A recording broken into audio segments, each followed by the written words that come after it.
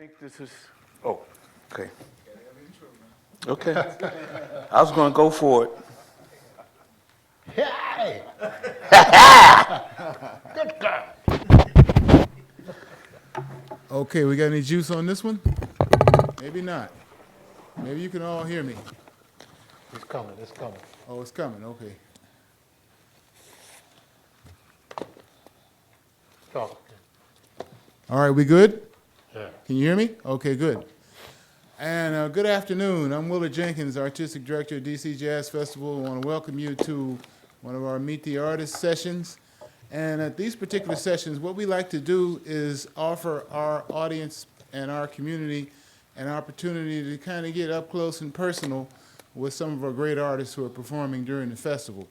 Because we think it's very important. You know, it kind of helps to demystify what they do and demystify the music and give you an opportunity to hear some of their insights. I hope you've had an opportunity to pick up one of our brochures outside. We have a whole gang of great programs from now through the 16th, both free and ticketed. And we've had several wonderful days leading up to today, so still plenty of time to catch some great activities at the DC Jazz Festival, and I hope you will avail yourselves of that opportunity. For this afternoon's program, we are featuring one of our great artists who's performing this evening. And, you know, every year the National Endowment for the Arts designates a group of jazz masters, and that is the highest honor for jazz musicians and artists that this country offers. And it gives us great pleasure to introduce, for this particular program, one of the great masters of the drum, NEA jazz master, Mr. Jack DeJohnette.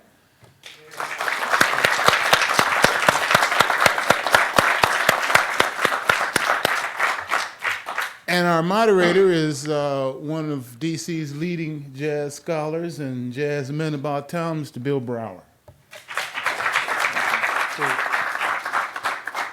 We're going to bring up lastly that I'm about to do a solo piano recording for vinyl records only. Cool. Okay. Absolutely. All right. Well, first, welcome everyone again. And truly, I'm beside myself to have the opportunity to have a public conversation with Jack DeJohnette. And thank you, Willard, for this opportunity, because it really gave me 2-3 months of pleasure listening to all of the great, or many of the great musical collaborations you've been involved with. And I have to resist the temptation to just want to do your whole life story, that we would be talking days upon days upon days, and truly. But let us start with one thing you said you'd like to talk about are some of the great players that you worked with and been inspired by, collaborated with, so on, that have made transition. And most immediately, Ornette Coleman. Yeah, I was listening to Ornette. I mean, actually, I knew his health was not doing so well, but still, and hearing his passing, I was very saddened because, you know, when in Chicago, when Ornette came out with The Shape of Jazz to Come, I think it was in the 50s, right? Like late 50s, 59, 60. And that was around the time that I was Roscoe Mitchell and Mulhall Richard Abrams and who else? Henry Threadgill. You know, Mulhall had an experimental band, and so we were all around at that time, and sort of going in a similar direction. But when Ornette came out with The Shape of Jazz to Come, it's really kind of validated what we were talking about, the way of playing music. Not just regarding the traditional way of playing and composition, In jazz, you write a composition, you have chord changes, which the individual can improvise over and make up their own scales. But what we were trying to develop, what Ornette was developing, was a way of having a collective improvisation rather than, okay, it's a group, and now we're going to have a sax solo, now we're going to have a trumpet solo, we're going to have a bass solo. Ornette's was more emphasis on the melody and also the collective improvisation, where, you know, sometimes the drums would be the lead, sometimes the bass would be the lead, or sometimes it would be all collective. So basically, you know, Ornette was talking about having the emphasis be on the melody and less on the harmony. And if you listen to a lot of Ornette's music, you know, it's been given the term avant-garde, which is, I think, a French term for out front, which sort of kind of got misconstrued in the you know, so we say the category, the compartmentalization of the improvisational music. But Ornette's approach was to get the emotion out of playing melody as opposed to playing chord changes, you know. And Ornette, you know, the first time I heard Ornette was very controversial because he wasn't playing like Charlie Parker. He came at it from his own personal view. And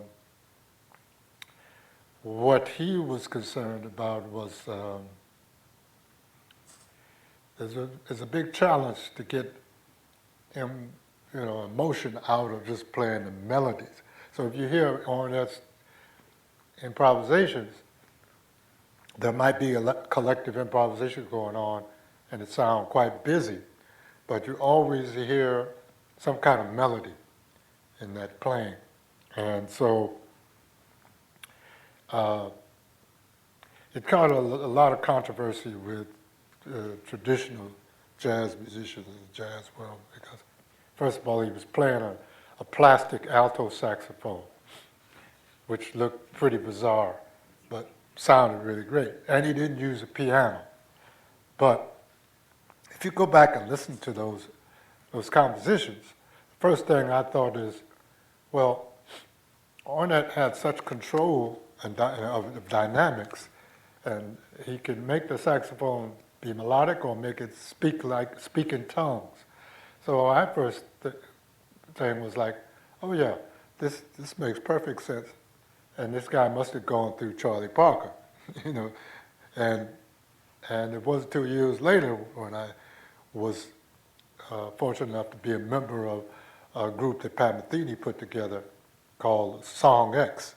And we had an opportunity to do a number of dates in the States, which the group featured Ornette's son, Ornette Coleman, on electronic drums, Charlie Hayden, the late great Charlie Hayden, on the bass, and myself and Pat Metheny on the guitar.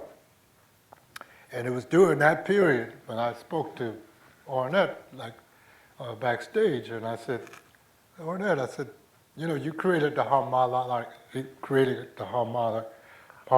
term to describe your music.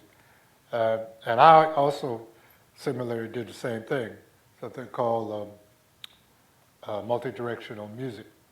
Because one of the problems with describing the different types of musics during the periods, the jazz critics would describe the music rather than the musicians describe it. Say the term of the bebop. You know, the musicians didn't call it that. But also, you know, when guys with scat sing, you know, bebop, bam, ooh, you cool. So, of course, that It picked up on it. Snatch a little bit. Yeah. So, and so then when Coltrane came on the scene, it was like, you know, they were calling his music angry music or sheets of sound. And so I think both of us decided to give our music terminology so that when the critics would talk about it, they were talking about taking our words and our description of it. So the melodic composition, concept.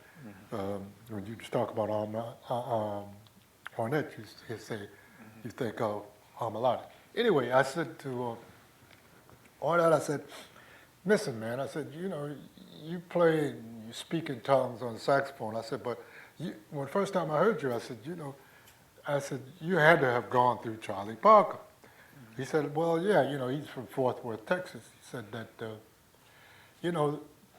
he says, I was a Charlie Parker authority on the saxophone. He said, but every guy that played saxophone played Charlie Parker. So he said, I wanted to really just be a composer. I really didn't necessarily want to be a player and play the saxophone, So, I wanted to write music, but he couldn't get anybody to play his music. So consequently, he moved from Fort Worth and came out to California, the West Coast, because Ornette got so much, negative feedback about his approach. People said, oh, he didn't play changes, he didn't know what he was doing, he was rambling, And he stuck to his guns. And so he went to California, and I think, Willard, the guy from Contemporary Records? You remember? Yeah, that's him. Yeah.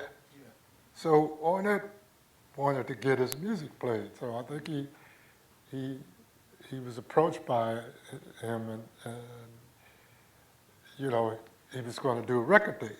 So Ornette came to the record date, and he said, well, where are the musicians? And I said to him, well, you bring your musicians, who at the time, were Don Cherry and Charlie Hayden and Billy Higgins.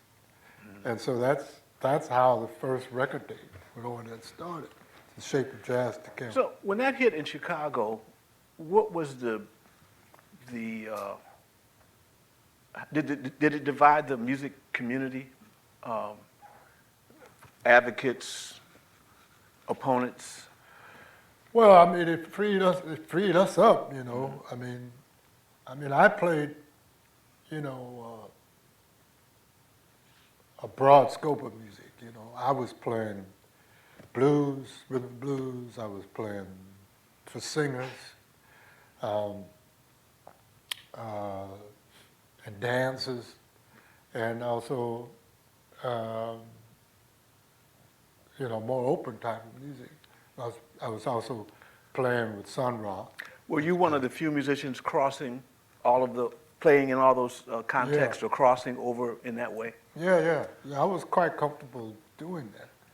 And so with Muhal, he created an environment where we musicians who were looking for a different way to compose and improvise and present the music. When Ornette came on the scene, that just sort of validated that direction that we were going into. I'm sort of interested in some of the other drummers that were around in Chicago, and some of the things that sort of influenced and developed you. One of the things that I brought was from the Mosaic collection of Ahmad Jamal trio recordings. And I think I've heard that or read that both Jamal and Fournier were influential.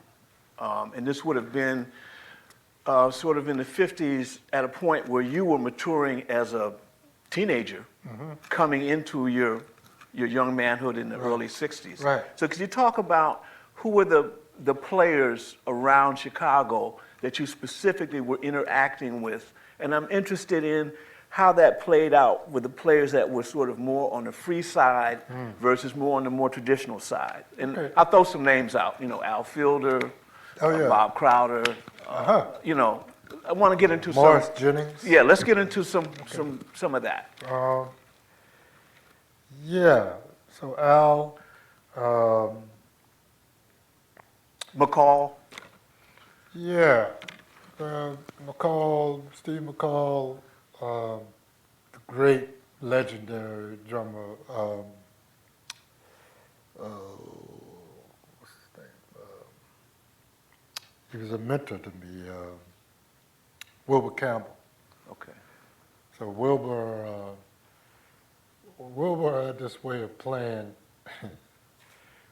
which it still influences me to the day. Wilbur swung really great, but Wilbur, when he would take trades or fours, he would sound like he'd put stuff in him, so much stuff in him, like it's like if you stuffed a closet full of stuff and you opened it up and it all fell out. Mm-hmm. And Wilbur played that way on the drums, and he would mix everything up, and you'd wonder if he was going to make it out of, he could resolve just kind of stir up a pot and make a jambalaya of stuff. Mm-hmm. But it was swinging, but it was like, how's he going to get out of this? Mm-hmm. So that influenced me tremendously, and I got to hang out with him quite a bit. Mm-hmm.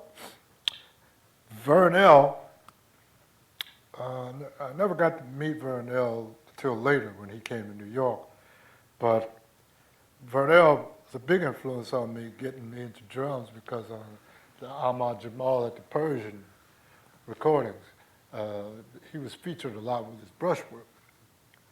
And one of the reasons he was able to get such a really precise, delicate sound with his brushes, and I wasn't able to find that out until I saw one of those, I guess it's kinescope recordings of jazz, what is it? Wasn't Ralph J. Gleason, but it's like all the greats. So it's got Lady Dave, Thelonious Monk, Count Basie, Coleman Hawkins, and Ahmad, and the trio. So there I saw Vernell playing, and I noticed that instead of his brushes being all the way out, flared out, wide, he brought them in, he put them in so that they were maybe about like this much, So that way, when he played a bolero or a really fast, tight tempo, it was really precise. And when he could play his, fills and things like that, it was very precise. But he had this way of getting the smooth swish, but with this precise attack. So anyway, having not seen him, I went out and bought the album, Ave the Persian, and immediately before I had drum set or drumstick, started practicing with brushes, to that record. Mm-hmm. And consequently, also, Ahmad on piano was a big influence to me also all that time. So you came to piano first. Yeah. At 4 years old, you started? Yeah, 4 or 5, yeah. And how did that unfold? Well, it was kind of the thing to do in our neighborhood. I grew up on the south side of Chicago on 51st Street. My grandmother had a teacher who was a private teacher.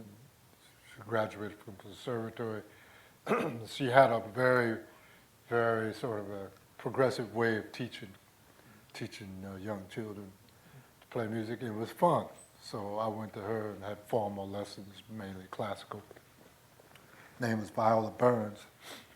And I studied with her till I was in my teens.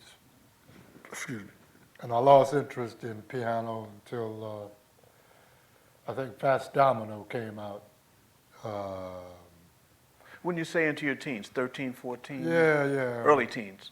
Yeah, Fats Domino came out with Blueberry Hill, right? Mm-hmm. And then I got into the piano again with that. Mm-hmm. And I used to sing, too. I used to sing standards and rock and roll tunes, sing doo-wops, a cappella doo-wops,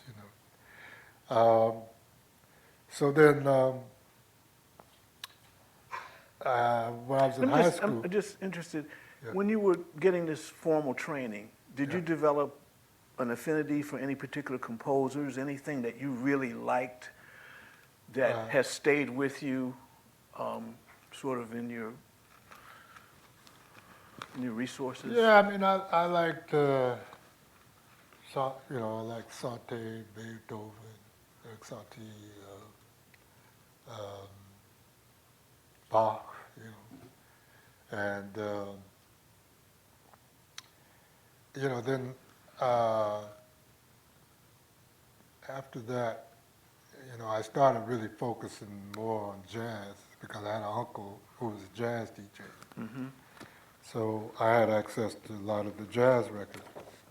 So I was able to listen to the jazz records and play with them. Because by then I was in high school, and a friend of mine who was in my combo was a drummer, left his drums down in my basement. So I was able to spend about a month just playing drums. I was self-taught, so I taught myself the rudiments and practiced constantly. What is constantly? 4 hours a day, 5 hours a day? What is constantly? Yeah, 4 or 5 hours a day. I mean, I used to practice watching television, doing the rudiments, and I used to go to jam sessions and play. And I would just play, 4 hours would go by with me. It would be like, an hour. I become timeless when I was practicing. And were you still doing piano?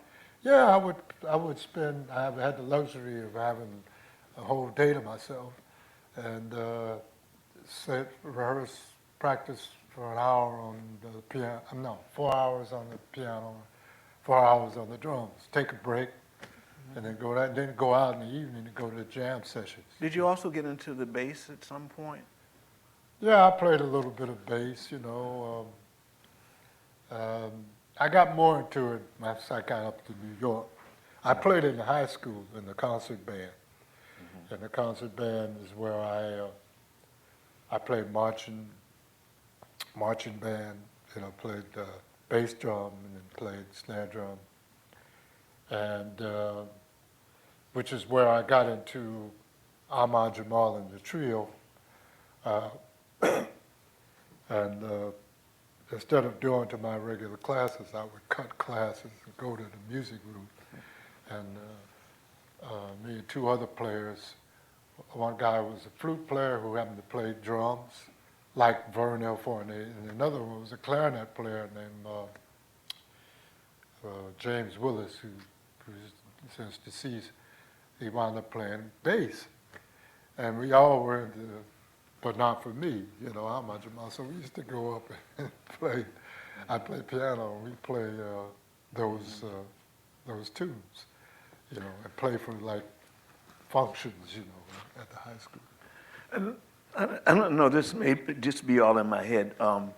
This is like one of my favorite recordings that you did, and it really talks about your family. It introduces your family to your musical audience and how much that meant to you. Yeah. Can you talk about a little bit more about your uncle, maybe about your Louisiana connections, how that may have played itself out in your music? Well, my father was from Louisiana, from Oak Ridge, Louisiana. My mother was from Atlanta, Georgia. My grandmother was from Atlanta, Georgia. She wrote poetry, My uncle played a little piano and was also drawn very strongly to jazz. And when I was around 4, he used to collect jazz records on the old 78s. We used to have a big troller, so I used to crank it up and put these 78 records on, like Tommy Dorsey and Slim Gaillard, Count Basie, Duke Ellington. I was just attracted to this music at that early age. It spoke to me, you know. And my uncle, he used to play a little boogie-woogie piano, you know, and there's a picture of me here. I know it's hard to see. Here, my mother and father, my family, my uncle and niece, and aunts went to the Persian and downstairs. And this is a picture here of T-Bone Walker and his band. And I used to have a little toy saxophone, and I used to have a piece of cellophane that you could hum through the instrument. They used to make trombones, and, you know, Like this, the like, kazoo. and you hum through it, Yeah, right. You'd hum through it, and it would amplify your voice. So my uncle had a record. I forgot what the name of it was, but it was a blues, and the melody would go.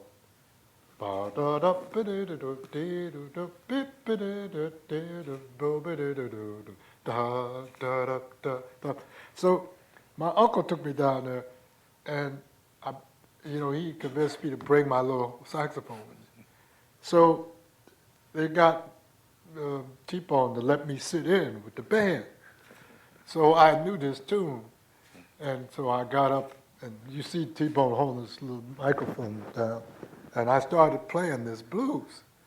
And when I got to the introduction and started playing the main melody, the whole band came in behind me, scared the shit out of me. So how'd they know that? You know? But they were surprised that somebody this young knew that. So that was a great treat for me then. And also a bit of historical knowledge. The song Stormy Monday was actually written by my mother, the poetry she wrote. And she sold that to T-Bone Walker for $50. And of course, the rest is history. That became a big hit. But my mother actually wrote the words to that. So you come from show people, more or less. Well, people into the arts. Right. So, every now and then I keep thinking, well, when does the public domain come up? So I can grab the tune, get the copyright to that. But, it's fascinating. The Chicago, of course, was a hotbed of music because next to New York, all the musicians that were coming to New York would stop in Chicago because it had music 24 hours a day. There were clubs going all the time. You had Gene Ammons playing. You had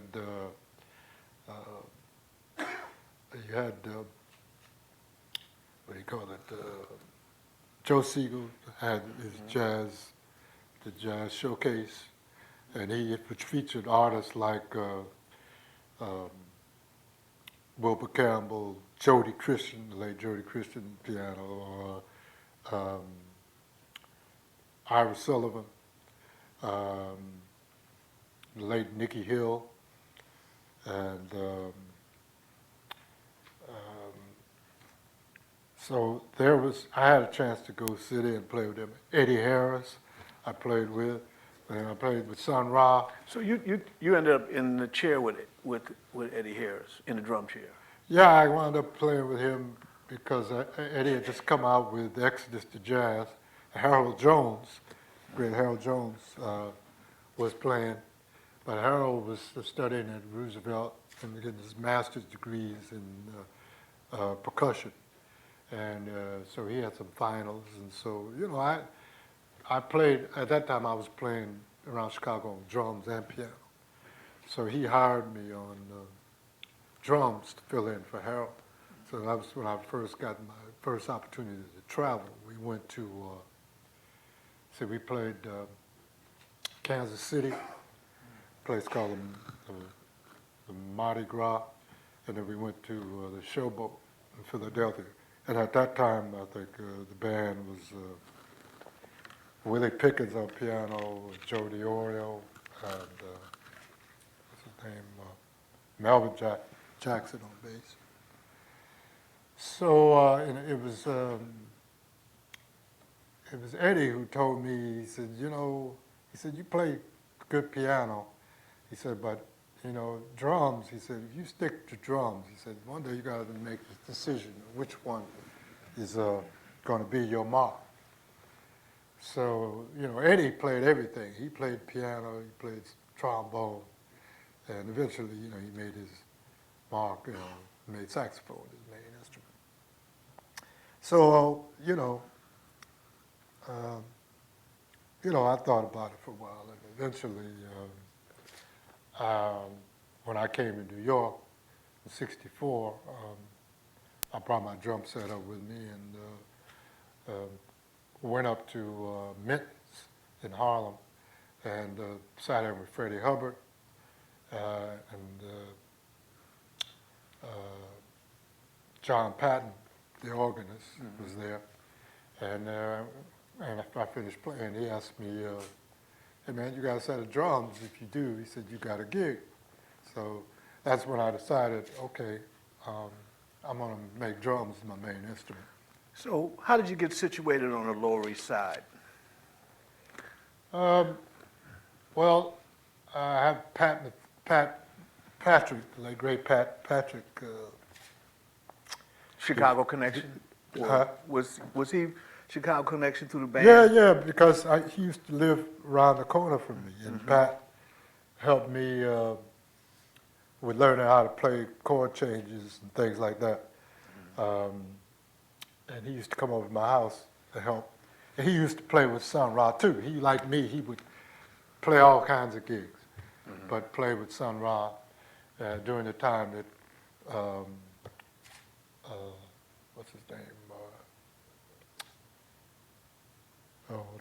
John Gilmore was playing, Ronnie Boykins, and Marshall Allen, who's the only surviving member right now, still leading the Sun Ra Orchestra today. And so, let's see. So Pat gave me the opportunity to save some money. I stayed at his house in the Lower East Side for 2 weeks, and I was able to save enough money working with John Patton to buy an apartment, to rent an apartment on 2nd Avenue between 1st and 2nd. And at that time, you could get an apartment for $82 a month. And the Lower East Side then was up and coming. They had just renovated a lot of places. And it's also the time when a legendary club called Slugs in the Far East was open, which was around the corner on 3rd Street between Avenue B and C. I think it was owned by a couple of guys, one named was Jerry Schwartz, I think, right? And it was it had sawdust on it, and it also had a Greasy Spoon place right next to it. I don't know if you remember, there was a little place that had a jukebox in it, and they sold like shrimp, fried shrimp. Well, didn't Jackie have fried chicken wings? Didn't and Jackie, everybody used to go there after the gigs at Slugs. I think Jackie had a joint. Well, Jackie lived on Avenue D, in the neighborhood. I mean, and a lot of the musicians that lived around there at that time was Cecil McBee, Herbie, what's his name? He played bass. Herbie Lewis? Herbie Lewis, yeah, Herbie Lewis,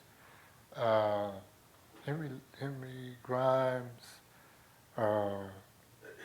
who else? Charles Tolliver. So it was the place to go. I mean, of course, New York was full of lots of clubs at that time. You had Village Gate, you had the Village Vanguard, you had the 5 Spot. The Dome, probably. Minton's, Count Basie's, you had Wells. And so the place was teeming with music. And at that time, I got an opportunity through Charles Tolliver to work with Jackie McLean. It was one of the first gigs I got when I was working. Some of this stuff. And so Jackie called me to work with the group, and at that time the group was Cecil McBee, Bobby Hutcherson, and Charles Dolliver, and Jackie. Lamont Johnson or Well, who played Lamont piano? Johnson was in there. Larry Willis was also in Larry there Ridley. at the time. In there, in and out of that. Really, fortunately, we got a chance to record 2 albums, Demons Dance, and this is a double album.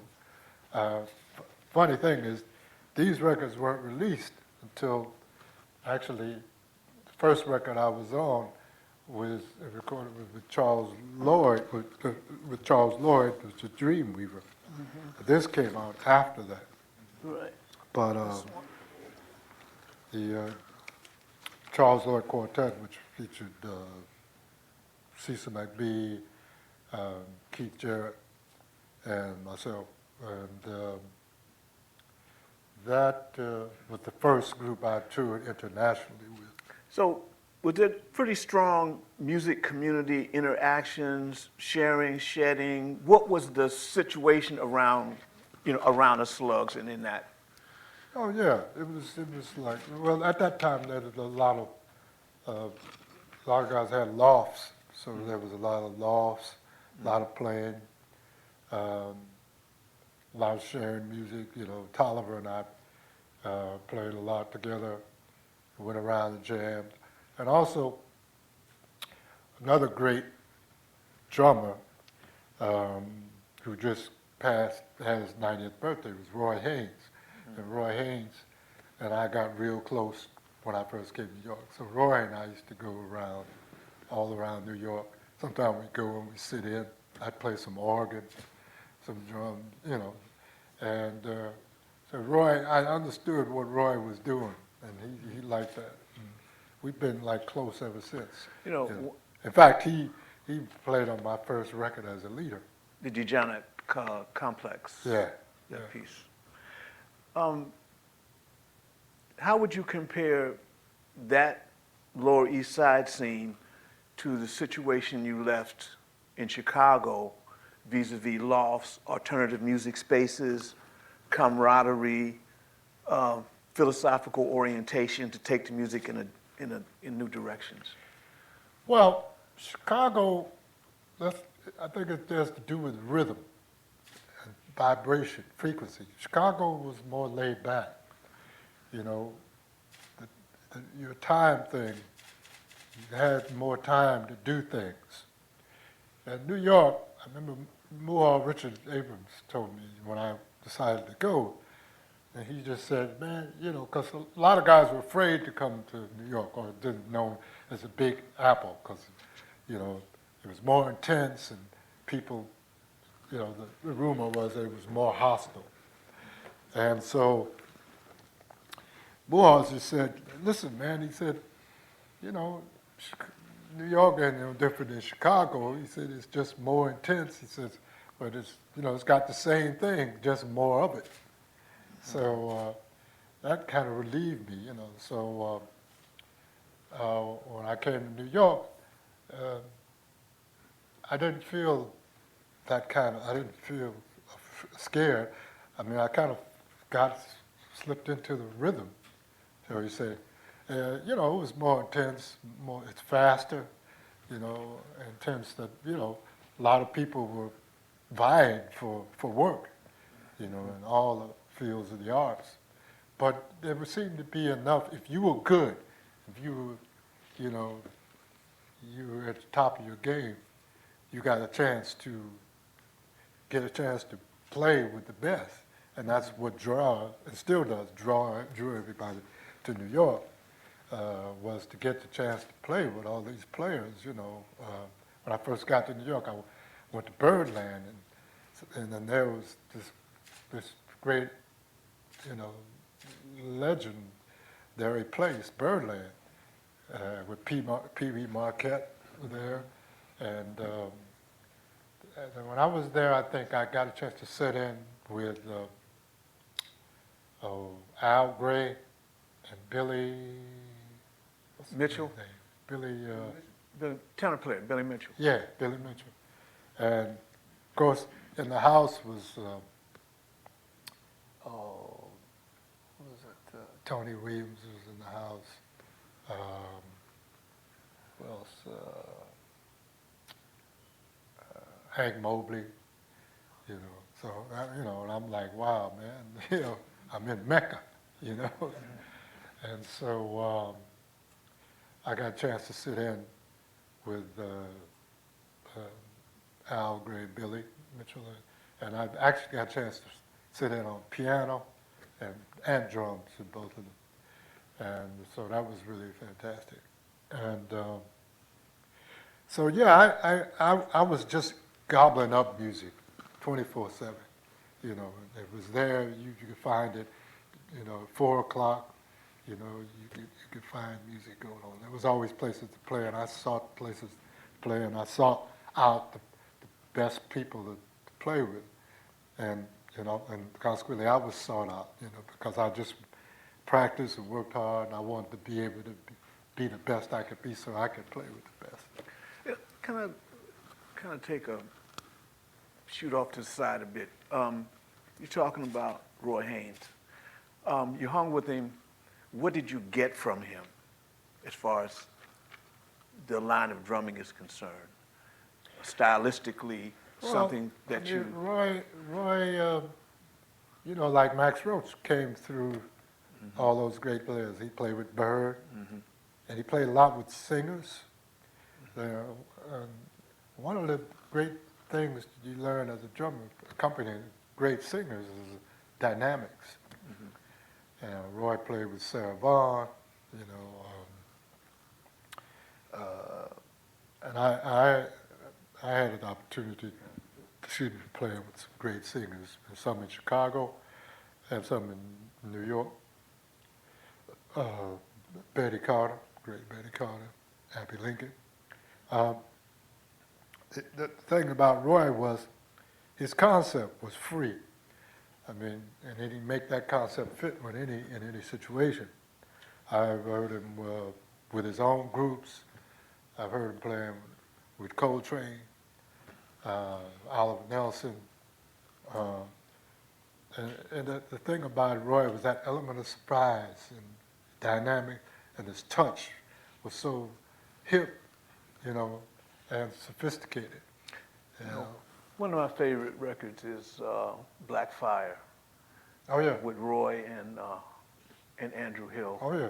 And flip back to Chicago. Was Andrew Hill on your radar?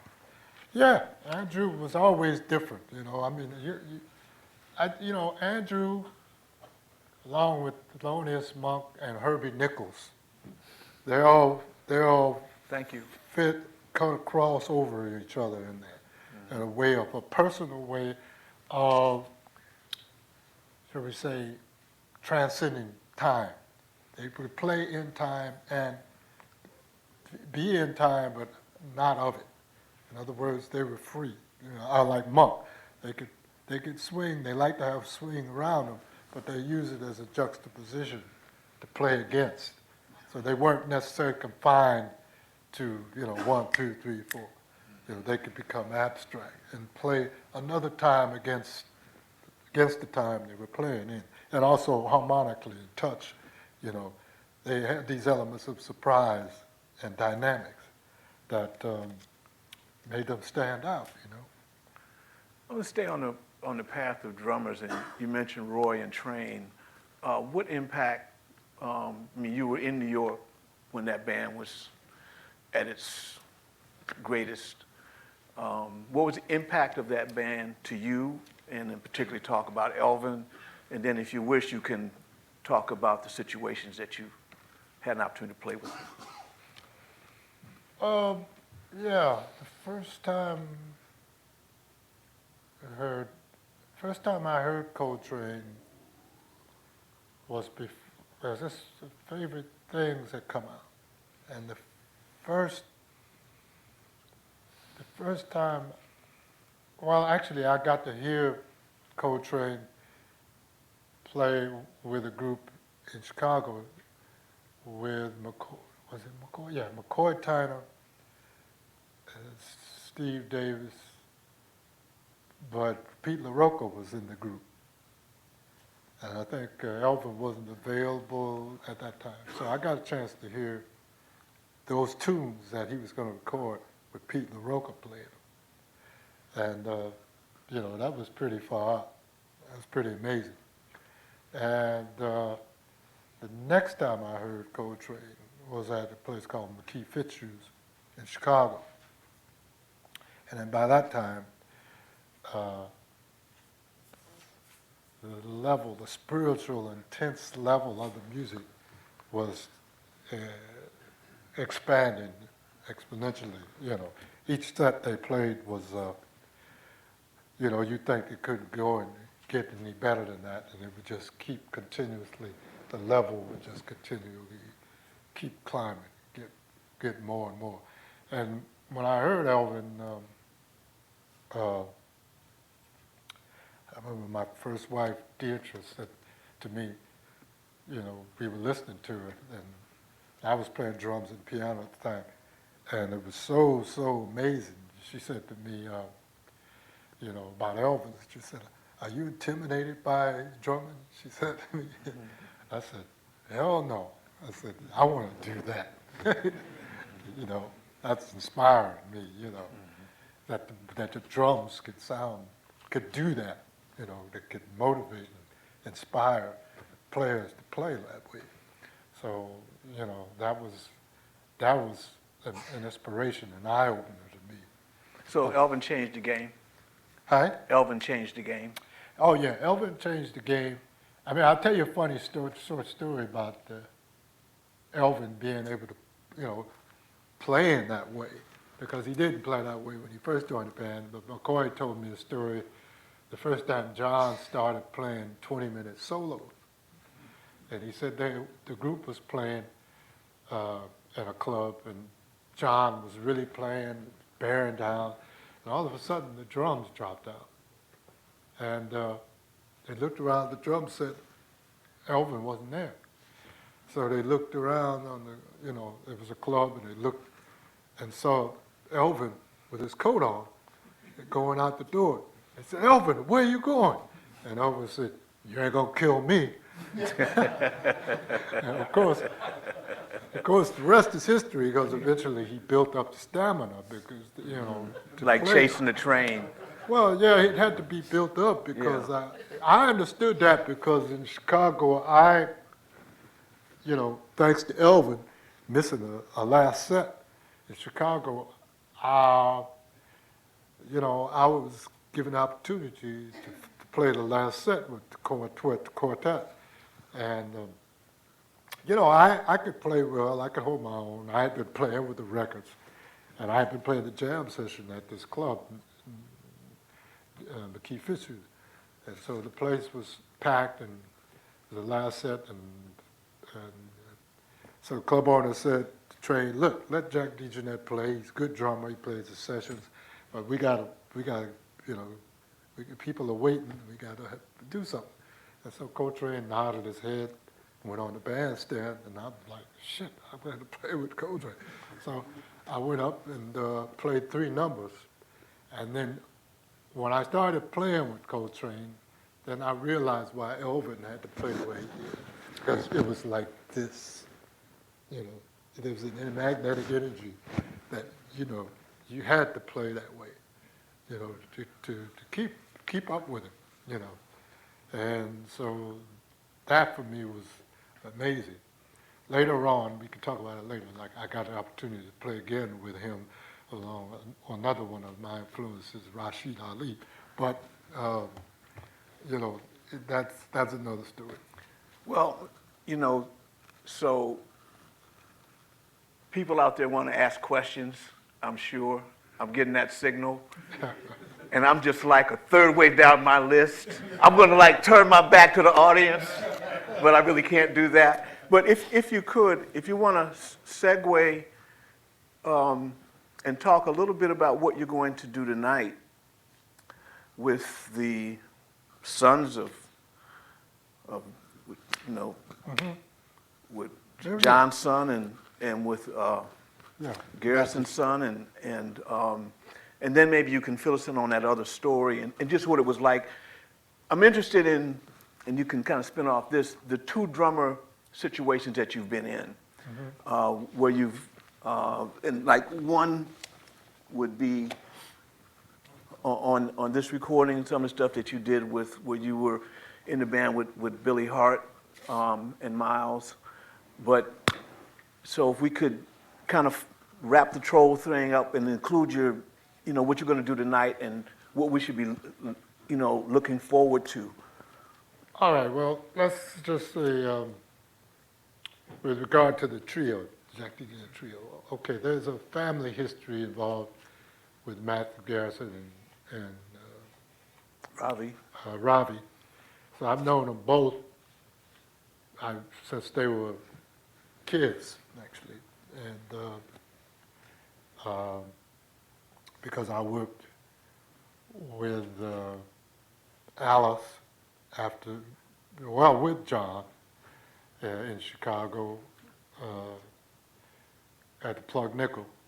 And that group had Pharoah Sanders and Alice on the piano,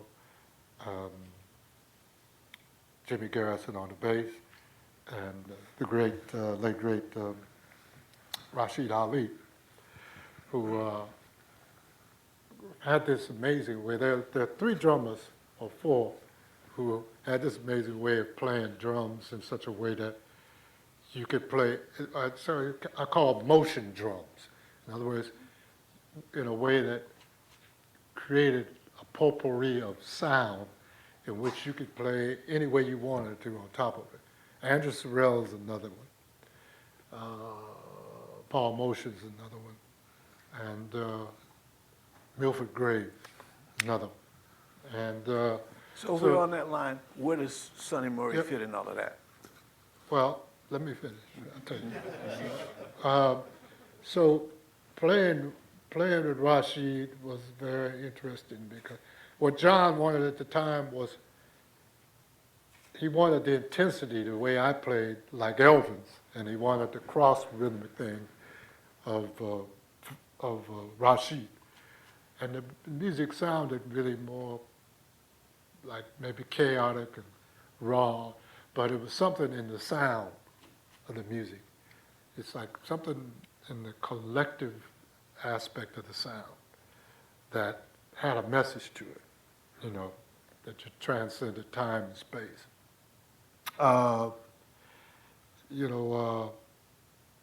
Anyway, that was the last opportunity I had to play with Coltrane. And, well, I got a chance to play with Jimmy again a little bit after that. Anyway, cut to about 20 years ago. I did some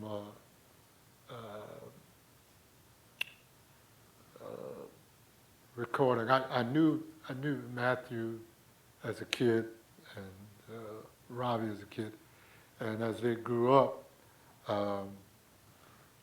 we stayed close.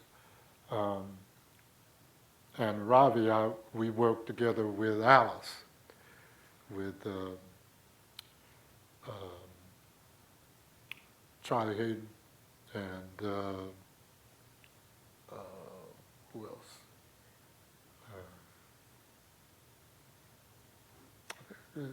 Ravi's brother. Aaron? Yeah, okay. Orion, yeah. And so we did some dates there. So eventually I got the idea to put together the trio, and we played some Coltrane tunes. We played an afternoon concert on a Sunday afternoon in Brooklyn at the Brooklyn Museum. So that was the first time I put that trio together. 20 years later, a couple of years ago, I decided, it's time to, put this back together because we have a history, family history together. We have a musical history together, and you know, they both have, of course, their parents' creativity in their DNA, but they also bring to it their own originality. So we've done some touring last couple of years, and we played original pieces, we played some Coltrane things, and we played some spontaneous improvisational things. This year we're getting ready to, we're going to record on the ECM label in the fall, and next year we're going to do some extensive touring of the States, 2 tours in Europe, and some more dates in the States. And, we feel like we have something really special to offer. What role do electronics and digital information play in these performances? Well, Loops and Matthew uses electronics. I use some, and it helps create. It gives us a broader palette of sounds to use, in the music to enhance our creative palette. So, what you're going to hear is some of what I described tonight. So the other big project well, 2 projects have come out on ECM recently. One that goes back to the special edition groups, and then the other project where you revisit your interaction with the AACM, your roots with the AACM.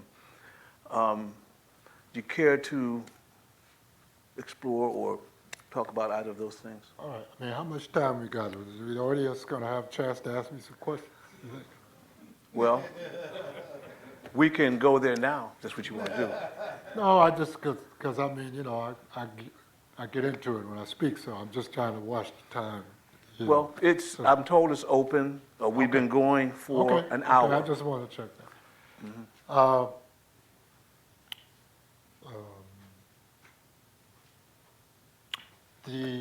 The opportunity to do the Made Chicago was given to me in Chicago, which is actually this year honoring Moo Hall as a special guest of honor.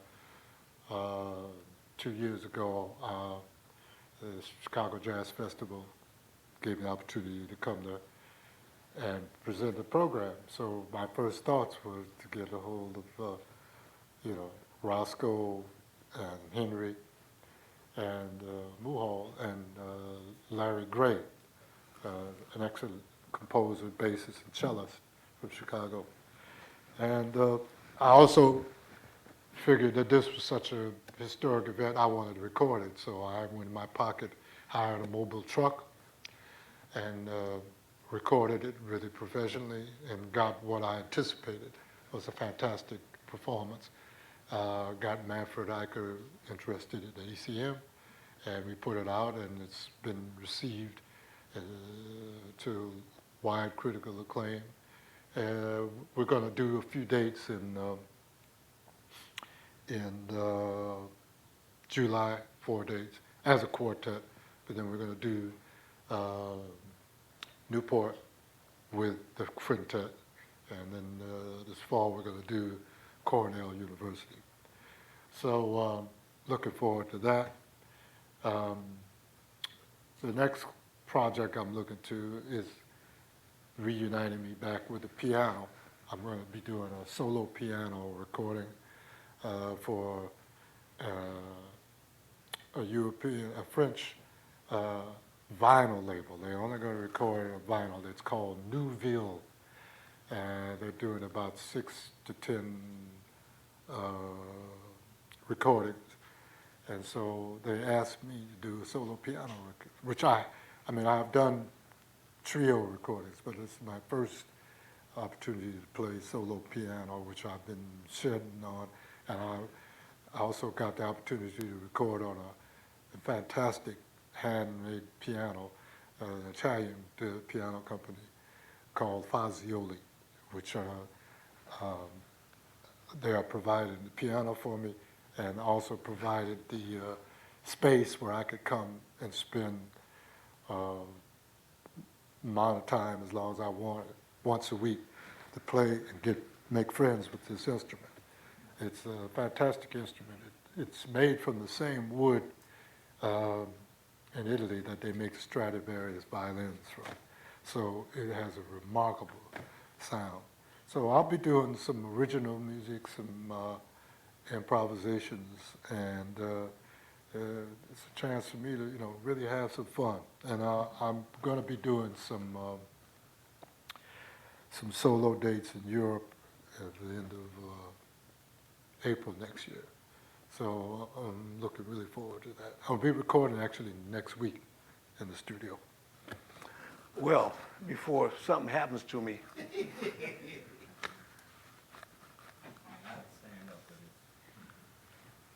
Jack, first of all, hold on. We got a microphone here, do we? Yeah. Can you all hear me? We got a microphone coming down. They're streaming this. thank you. Jack, you've performed on a numerous amount of albums, and all of them have been exceptional in my mind. One of the albums that I find to be of the highest order is one that maybe most people would not think of such, and it's an album I just purchased from you entitled Peacetime. Oh, okay. It's a wonderful collection, wonderful collection. I just want to say that. The question I have is about your association with Miles, Who? with Miles Davis, Okay. and how that gig for you came about. I first became aware of you with Charles Lloyd, and from that point on, the drummers that were on my radar were you, Elvin Jones, Roy Haynes, and Tony Williams. Mm-hmm. And you seem to come out of, I could hear your progression coming out of all of the great drummers before, but Roy was exceptional, and he did have an influence on you and Tony. And so I'd like to hear a little bit about that, please. Okay, well, let us add one drummer, one more amazing drummer to that list, and that's what's his name? Dawson, Alan Dawson. Because if you listen to early Alan Dawson records on the Prestige records with what was Booker, yeah. And if you listen really close to Alan, you can hear a lot of Tony stuff. Once I sped Tony up once, and then when I heard it, like I put it on 45 to help people with it, and listen, and then I could hear Max Roach, totally. You could hear Max Roach in what Tony was doing. Although Tony went through everybody too. He went, and came out sounding like Tony. But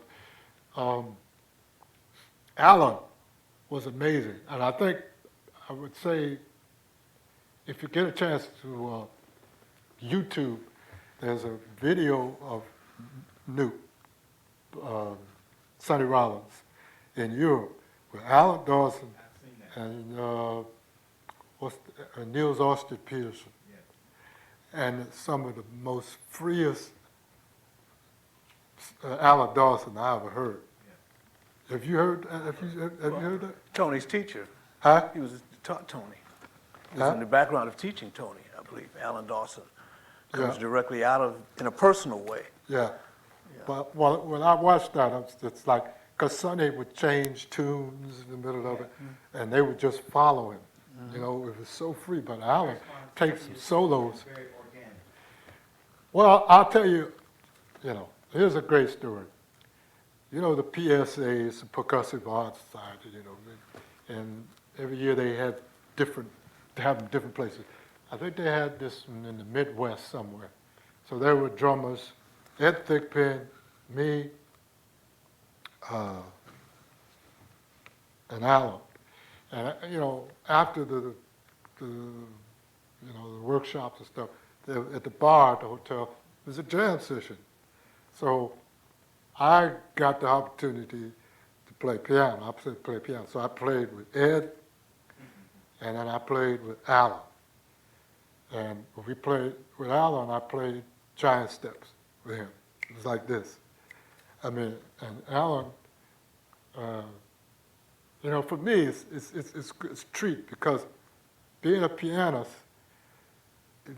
or a horn player, whatever, you realize different drummers bring out different aspects of your playing. And so being a pianist helped me realize that as a drummer. And when I listen to other drummers, to hear what they bring out and play. So when I was playing piano, I was playing with Thigpen, and how Thigpen brushwork and his swing was really, really cool. I played with Alan, and Alan's was really intense, you know, and smooth. And then he took a solo, man. This solo, man, I mean, he brought everybody to their feet. I mean, I think Alan was unsung, you know, innovator that contributed a whole lot to a lot of people. Like He's in the background of Terry Lynn. Huh? He's in the background of Terry Lynn. Oh yeah, for sure. But I mean, Philly Joe, Kenny Clark, you know, I have to say Kenny and Papa Joe Jones took that aspect of, you know, the 4/4 on the bass drum that drums used to play for big bands stuff, and put the emphasis on the ride cymbal and the hi-hat so that there was more space in the music, you know. But piano players weren't playing stride, more left hand. They had the opportunity to play, you know, to get more coloristic in their company. Anyway, back to, you know, the people like Philly Joe Jones. Art Taylor was an influence too, because Art combined Art Blakey and Philly Joe Jones together, you know, and you can hear that in a lot of recordings. And so Philly Joe was, I think Philly Joe was like the Count Dracula of the drum set. Because, you know, Joe could have been a good stand-up comic, or he could have been an actor, because he was so theatrical when he played. But he also took the drum rudiments and made them dance, made them swing. I mean, you know, he just, you know, he'd find variations. Joe was always practicing. He always had the book, and if you ever met Joe, he'd sit you down and put something in front of you. He said, now play that, you know. He'd test you, right? So, but Joe, you know, he'd just come up with these surprising things, you know, in his solos. And he just, you know, he just made rudiments sound so beautiful, you know. And, you know, Jimmy Cobb kind of comes through there, you know, it extends that. So Philly Joe, then Elvin, and then Tony. And I knew when I was going through all these influences, I didn't want to stay there. But, you know, in your developing, you pick and choose. You take something, oh, I like this, and you discard that. And you say, well, what if I try this? You know, let me do that. Also, I'm not only being influenced by drummers, but influenced by the piano players, the horn players, how they phrase, you know. And then thinking of the drum set as a melodic instrument and not just a rhythmic instrument. tuning it a certain way, and then making the drum set sing, like melodically and harmonically, you know. So because of the pianist, what a person is playing rhythmically and melodically, harmonically, sets me off a certain way. What tones, what drum, parts of the drum I'll use, you know. So anyway, those elements helped me develop in a way that I always saw myself as a colorist, not as a drummer, but a colorist in the music, you know. So that freed me up, you know. In other words, I could do the traditional thing, or I could color the music, you know. And to me, it frees it up. In a way. Yeah. Hold on. What about Miles? No, I asked you about your affiliation with Miles and how that came about. Okay. Sorry, I took off in another trip.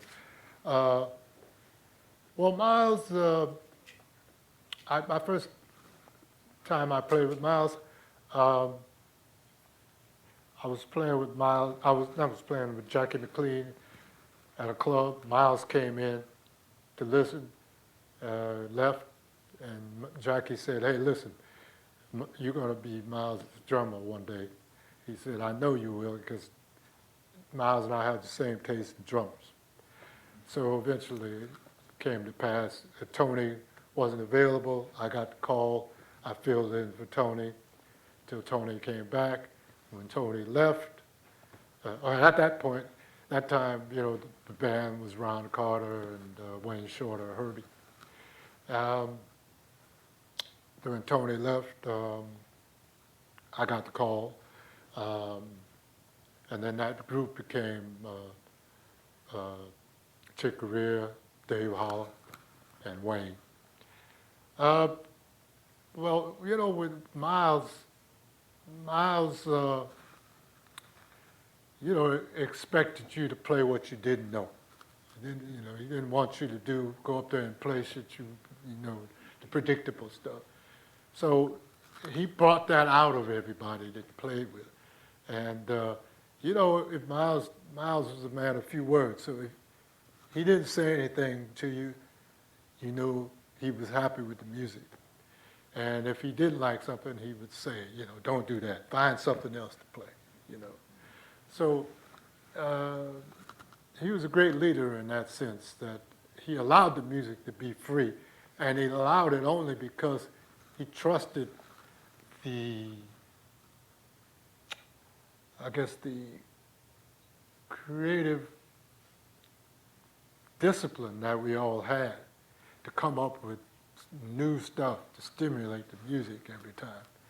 And I guess that's something that I've always had, lucky to put myself in those positions with players who expected you, demanded that you come up with fresh, invigorating, shall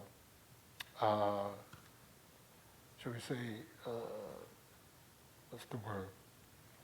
Stuff that not only reached the player, but could reach the audience. And so that's one of the things that I got from Miles. One comment, and we'll move on, that Miles said about my drumming, and that was, he said, Jack sounds like a drum falling upstairs. And I thought that was something. So, okay, who else had a question? Go. And thank you for taking the time to be with us today. Yeah, my pleasure. I play bass. No one appreciates a great drummer more than a bass player, Right. and hopefully vice versa. But you've mentioned Charlie Hayden many times, and of course he's unrivaled on many things, but particularly in free improvisational space, and as are you. And so I'm wondering about your thoughts on what do you most look for? What's most important to you to get from a bass player when you're out in that space beyond blowing over the changes? Well, you know, when you, okay, here's the thing. Most players that are, when you say free from what, or free jazz, you've obviously gone through a discipline of learning, listening to classical music or folk music, learning scales, putting together, looking at chord changes, improvising over a road map, over a tune or composition. So you learn that discipline. So even if you don't have music in front of you, if you started to play something, you might play something from your exercises, but eventually you start putting together combinations of phrases and melodies, scale. So you start to develop another discipline, the ability to tell a story and create forms in the moment. You know, you might create an A-B-A form, an A-A-B-B form, an A-B-C form. So it's one's ability to tell a story comprehensively, communicate that, that story in a real positive, coherent way. And also a basis that knows where the song form is. If you're playing in time and you break out of the time, you're playing the form. You can be in odd places, but you and the drummer know exactly where that form is. You're in tune. So it requires, you and the drummer to know how to do that, and then how the basis create motion, in a free motion. Like say Dave Holland has a way of doing that. Charlie had a way of doing that, finding the right notes, making notes that would stand out.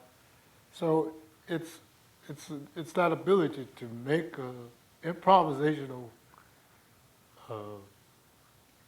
statement sound as though it was written. Sound like a complete finished statement. I mean, I think that's where the art lies in improvisation. Yeah. Last question. Last question. Okay. How you doing? I'm gonna somewhat put you on the spot with this question. You played with a lot of great people. You're a great man yourself. Of all the gigs that you've had and performances, which is your favorite set, and why was it your favorite set? Which is my favorite what? Which is your favorite performance? The favorite artist that you played with, and which would you say is your favorite? And why is it your favorite? What did you enjoy playing most about? Oof. That's a hard one. I know. Yeah, there's a lot, but I can say, well, one is what I was listening to today, is a recording that I did with the late great Ornette Coleman, which is Song X, and subsequently Pat Metheny re-released some of those sessions, some extra tracks that didn't get on, and remixed it. For me, playing with Ornette and Pat and Charlie, that was the most challenging and yet exhilarating musical situation I've ever been in. For reason, because Ornette's compositions are very challenging to play, and the other one was on a physical level. In the recording, we were doing like 8, 9 takes of those pieces. Things like Endangered Species, which going on for 8 or 9 minutes of intensity. Stuff like going with no let up. I mean, after about 8 or 9 takes of that, and I, said to Ornette, "Hey man, how was that?" And Ornette looked up and casually said, "Yeah, well, it's getting there." I mean, you know, physically, I mean, I had to like take breaks from that. I mean, the only other performance that I got physically challenged to that was when I was playing with Coltrane in Chicago with Rashid Ali. I mean, you know, we were playing 2.5, 3 hour sets, 2 sets a night, intensely. So, I mean, those two were like some of the most challenging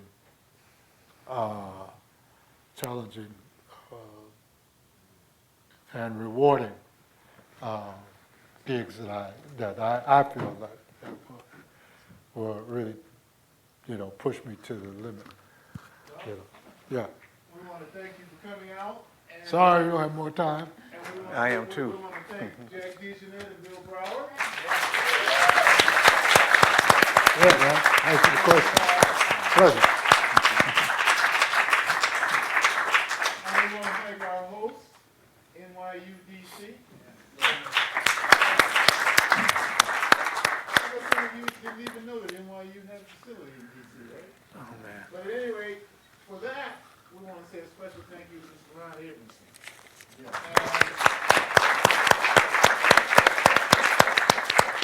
And Ron Abramson, who happens to be a board member of the DC Jazz Festival, is graciously hosting a reception right outside in the lobby. So please join us outside, and maybe you can have another private question with Jack DeJohnette. Also, I have some CDs also. Yeah, he's got some